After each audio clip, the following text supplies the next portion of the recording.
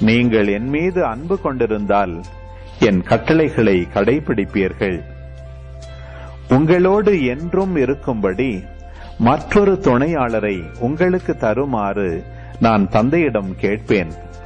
தந்தை அவரை உங்களுக்கு அருள்வார். அவரே உண்மையை வெளிப்படுத்தும் தூய ஆவியார். உலகம் அவரை ஏற்றுக்கொள்ள இயலாது, ஏனெனில் அது அவரை காண்பதும் இல்லை, அறிவதும் இல்லை.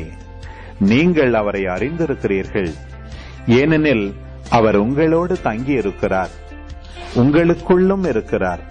நான் உங்களை திக்கற்றவர்களாக விடமாட்டேன். உங்களிடம் திரும்பி வருவேன். இன்னும் சிறிது காலத்தில் உலகம் என்னை காணாது, ஆனால் நீங்கள் என்னை காண்பீர்கள்.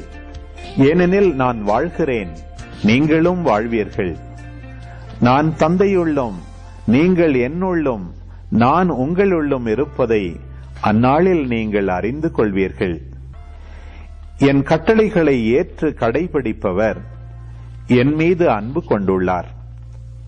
என் மீது அன்பு கொள்பவர் மீது தந்தையும் அன்பு கொள்வார். நானும் அவர் மீது அன்பு கொண்டு அவருக்கு என்னை வெளிப்படுத்துவேன்.